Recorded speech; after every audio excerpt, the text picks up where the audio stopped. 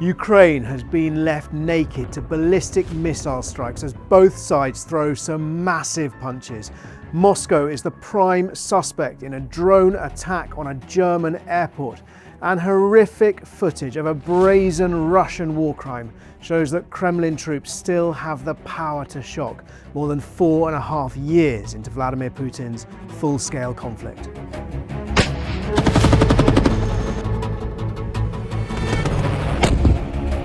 Kyiv again.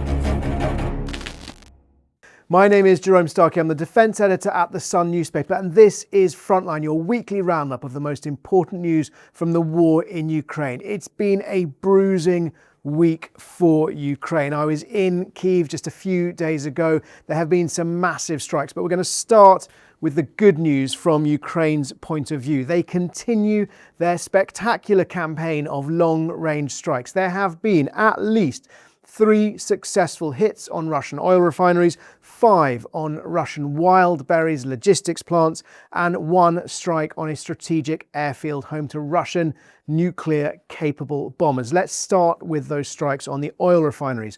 Overnight, on the 1st to the 2nd of August, the refinery, the Rosneft refinery in Saratov, some 400 miles inside Russian territory, was struck. That has a capacity to refine 4.8 million tons of crude oil per year. Then on the 5th and the 6th, and those nights, 2 consecutive nights, the Slavneft Yanos refinery in Yaroslavl, that's about 500 miles inside Russian territory, that was struck. Much bigger refinery, that can refine about 15 million tons of crude oil per year.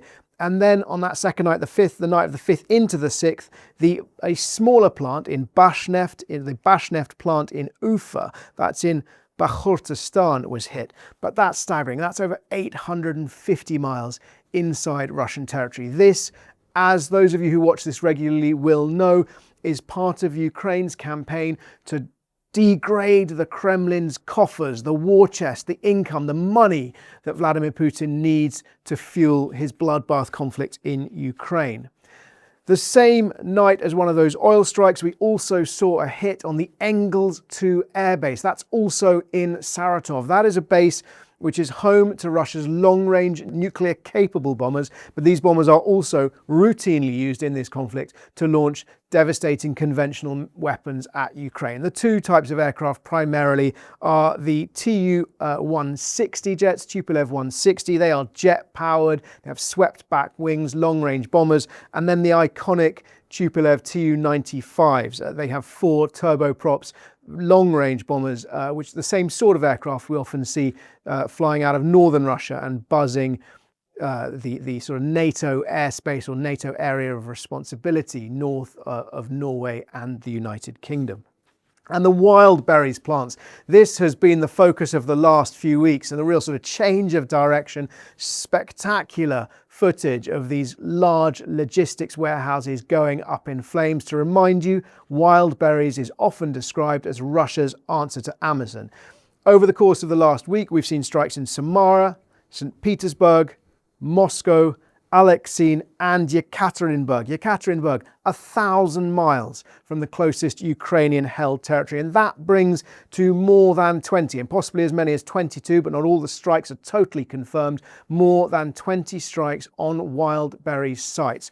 Why is Ukraine doing this? Well, there are 3 reasons. Primarily, President Zelensky has said that these sites are dual use. They are supporting the Russian war effort by supplying Russian forces with military equipment. And we've looked into that ourselves. We've seen drone components, drone parts for sale. We've seen comments from Russian soldiers explaining how those parts have been used in what the Russians call the special military operation, the war in Ukraine.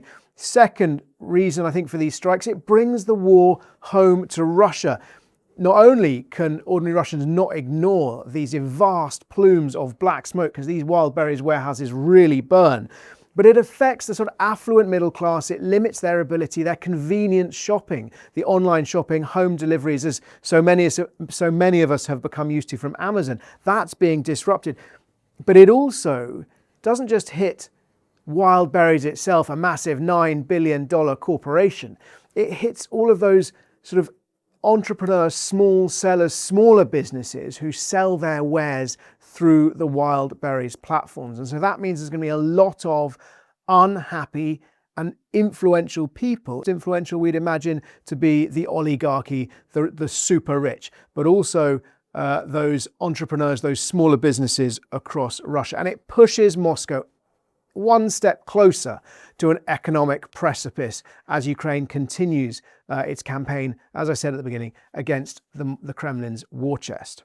We have also seen over the course of the last week 2 attempted assassinations. Ukraine has not claimed responsibility for either, although they do appear to fit a pattern of Ukrainian assassinations against high-profile Russian military and industrial targets, but they haven't claimed responsibility. The first was on the evening of the 1st of August, a bomb in a square in Moscow outside a ritzy, expensive restaurant, Baltsi Rossi, where the commander of Russia's aerospace forces was celebrating his birthday. Russian officials say 5 people were killed, more than 20 were injured, although Alexander Chaiko, the most senior general in the room, we understand, survived unscathed. However, another Russian general, Major General Valery Plokhtonyuk, deputy commander of the 49th Army, was, we understand, killed and has been buried. Chaiko's son-in-law, Danil Peredri, has been named among the dead. Also suggestions that some of the general's family have been killed or maimed. Russian police have reported that the bomb arrived at the restaurant carried by a woman. She hasn't been identified yet. They haven't linked it specifically to Ukraine, but Ukraine is the prime suspect. Worth pointing out, Alexander Chaiko has been named as the most senior Russian military commander who was on Ukrainian territory in the first stage of Russia's full-scale invasion 4.5 years ago. On the 5th of August, there was a car bomb attack against Vladimir Takchuk. He is the boss of Russian drone maker Ural Dron Zavod. Now, that is one of the largest drone manufacturers. They make a weapon, an FPV weapon called the Ghoul drone, which is being widely used across the front lines. We understand Takchuk survived. He was in a critical condition, raced to hospital, but his bodyguard and driver was killed by that explosion. Photographs from the scenes showing the Mercedes car badly damaged and blood on the pavement around it. In the sort of closer battle, the old war as I sometimes call it, with weapons targeting weapons, there was extraordinary footage of a drone, a Ukrainian drone, dropping a grenade down a drain pipe, used to sort of demonstrate the real precision, the potential for precision of these weapons. It appeared to be possibly a chimney, I should say, rather than a drain pipe, possibly bringing in air into a bunker underground. A drone hovering right over it and dropping a grenade down that pipe. And also footage from Ukraine of a Russian fuel convoy being hit on the road into Crimea. And that's a reminder of the ongoing campaign that we haven't talked about so much recently, but it goes on to choke off Crimea, to starve the occupied peninsula of logistics. That was the objective of the summer counteroffensive way back in 2023, was to cut that land bridge. Ukraine wasn't able to do it by seizing territory, but increasingly they're able to apply pressure on those same routes with what they call the mid-range strike drones. Let's get on to Russia's response. It has been devastating. This week, there were 1,066 missiles and drones fired at targets across Ukraine. That isn't an unusually high number, but the strikes have been, I think, unusually devastating, and that's possibly because of the high ratio of ballistic and in some cases hypersonic missiles in the mix, because those are the weapons that Ukraine finds most difficult to intercept. As I said, I was in Kyiv and I arrived in Kyiv on Wednesday morning after a massive overnight strike that left 17 people dead and at least 44 injured. And President Zelensky saying that none of the ballistic missiles fired in that blitz were shot down. And that's why I was saying at the beginning about how Ukraine has been left naked to ballistic missiles. Zelensky's made it very clear they have not got enough Patriot interceptors. Those are their most advanced air defense missiles that can hit the ballistic weapons. Ballistic weapons, ballistic missiles are much faster than cruise missiles. They're much faster than jet or propeller-powered drones, so they're much harder to intercept. So they need those most advanced systems. Then on the night of Thursday into Friday, there were 9 people killed, at least 89 injured in another wave of missile and drone attacks. It seems a lot of that was focused on Dnipro in central Ukraine. It's possible that Russia may be, instead of hitting targets all over the country all at the time, focusing these strikes every night between about 120 and 180 missiles and drones, but focusing them on individual regions to try and overwhelm that area's air defences. To put this in context, throughout the course of July, Ukraine's Ministry of Defence said there were 195 ballistic missiles fired by Russia, of which they were able to shoot down 29, just 29 out of 195. That's how hard it is. That's why they need more weapons. Ukraine hasn't said it's totally out of these weapons. We can only imagine that they are marshalling them to protect perhaps some of their most precious targets.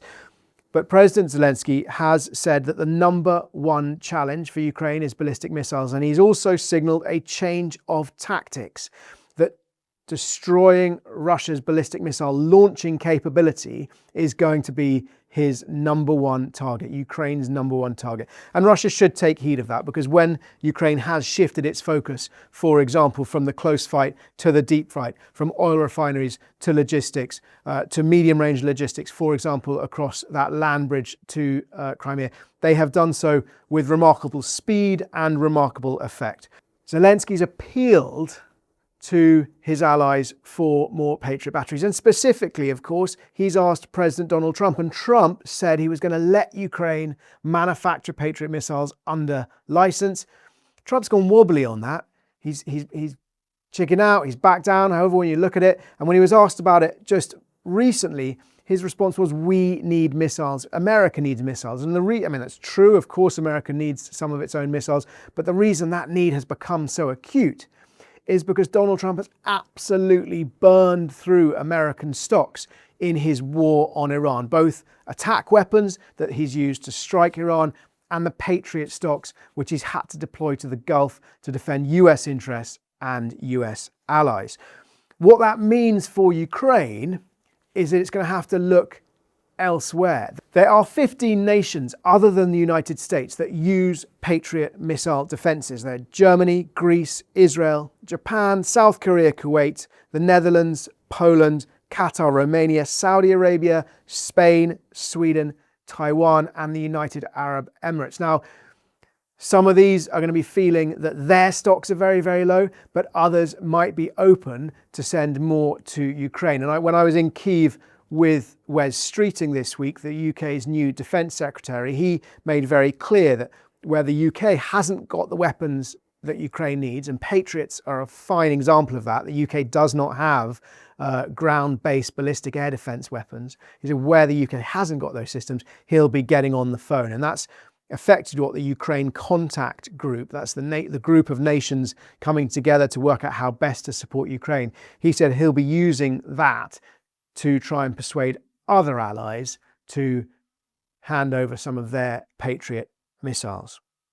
Now, according to the Oryx blog, which tracks weapons given to Ukraine, it's been Germany, the Netherlands and Romania which have supplied Ukraine with around 6 Patriot batteries and supporting missiles. But those countries, that has been financed by a wider group of allies who've sort of repaid or replenished some of those stocks for those countries. Quick look at what Russia has been hitting. We know they've been targeting or trying to target industrial sites, power and heating plants to try and break Ukraine, or break the will of civilians, freeze them out in the coming winter, power stations for the same reasons, and logistics.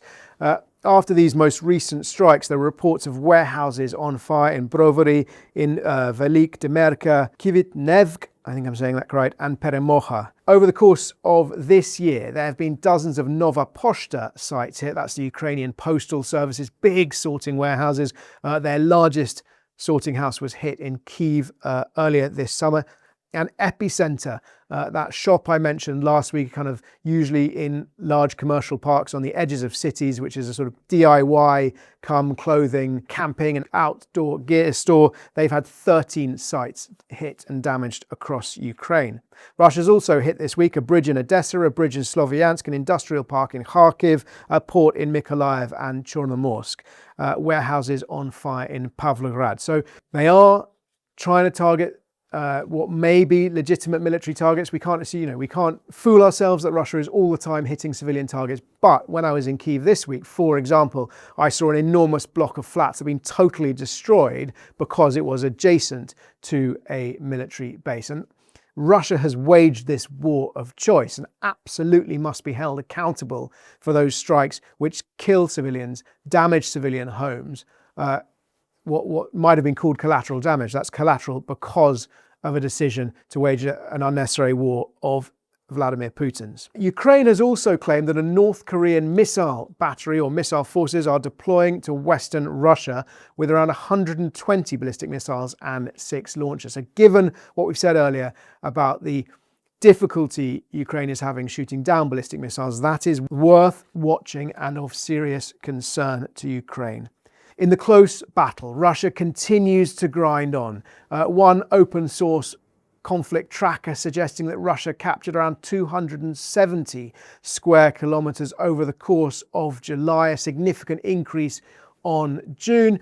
270 square kilometers, that's about 1/10 of the size of the English county of Dorset. The town of Dobropilya, which was once a relatively safe logistics hub for Ukraine, supplying towns further east, now appears to be in peril. Reports from soldiers in Kramatorsk that it's constantly under drone attack and really feeling the pressure. You remember we talked about last week how Russian forces have finally captured Chasiv Yar. They are moving slowly westwards through Donetsk, but Ukraine continues for now to hold its fortress belt. I mentioned at the very beginning, this week we have seen some absolutely horrific footage of a brazen Russian war crime in the southern city of Kherson, where an FPV drone stalked and attacked a civilian fruit and vegetable seller. Now, to put this in context, Kherson was the only provincial capital that Russia captured at the beginning of the war, but they were forced to make a pretty humiliating retreat in that first autumn in October and November, largely because Ukraine got its hands on GMLRS and HIMARS multiple launch rocket systems, which allowed it to strike targets with precision, so 60 to 80 kilometers from the launch site. Since then, though, since Russia left that city, they have been bombing civilians with drones, stalking civilians with drones, and it's been referred to as human safaris. And that was really clear when you see this footage. The video released by Ukrainian police shows a man, a civilian, an overweight civilian who they said is 52 years old, clasping his hands in prayer as he begs the drone for mercy. He sidesteps around his vehicle one way, he's chased by the drone. He goes around the other way, he's chased by the drone until he's standing behind the van and it suddenly dive bombs towards him and explodes. Now the miracle is, and the good news is, this man survives. But what's most haunting about that is that when you watch the way that that drone flies, it's well piloted, it follows him in real time. And that tells us that whoever was flying it must have been able to see what we can see in that video as well, which is that there is an unarmed civilian. And instead of calling off the strike, the attack, the pilot decides to try and kill him. Now, perhaps the most shocking story of this week is in fact what's happened in Germany, where in Leipzig Halle Airport, police have revealed they found an explosive-laden drone next to the runway, and a second aircraft, a DHL cargo plane, reported a collision in midair believed to have been with another drone. Now, German officials, the Ministry of Interior, has described this as a sort of complex, sophisticated hybrid attack, which takes the threat to the next level, they said. They haven't named Russia as the culprit, but Moscow is without doubt the prime suspect, because this fits a pattern of behavior of targeting logistics, cargo infrastructure in both Poland, Germany, and the United Kingdom in 2024. And the area where this drone was found is used by Ukrainian Antonov aircraft. Those Antonovs have often been a symbol of Ukraine's engineering and manufacturing might. The largest plane in the world is an Antonov, and it was hangared close to Kyiv and destroyed in the first weeks of Russia's full-scale invasion. Now, expect a lot more about this in the coming days and weeks as German police investigate. But it comes also, of course, amid repeated warnings from Poland, from the Baltic states, and most recently reported in the Wall Street Journal about US intelligence predicting Russian provocations, and the Wall Street Journal suggesting that the US now sees the prospect of an invasion, a small Russian incursion into NATO territory, as more likely in the next few years. And when I was in Ukraine with Wes Streeting, the UK Defence Secretary, he said to me that Russia provokes the UK every single day. He said only the tip of the iceberg, only some of those provocations are known to the general public, and they include aircraft buzzing NATO airspace, they include submarines and ships. We've had a frigate opening fire in the Channel, we've had spy ships lurking over undersea cables, submarines trying to do the same, and of course, many cyber attacks. The Ministry of Defence here in London saying it battles about 90,000 a year, many of them from Russian-speaking hackers. But all of this building a picture of Russian provocation, Russian aggression, not just against Ukraine, but against Ukraine's allies as well. Finally, on the political front, before we get to questions, I think the main politics that we've seen this week is Zelensky saying we need more patriots. Wes Streeting from the UK saying he will try and help Ukraine find them. Norway's Prime Minister Jonas Gahr Støre saying the same thing, or at least Zelensky saying that he's made that promise after they met in Kyiv this week.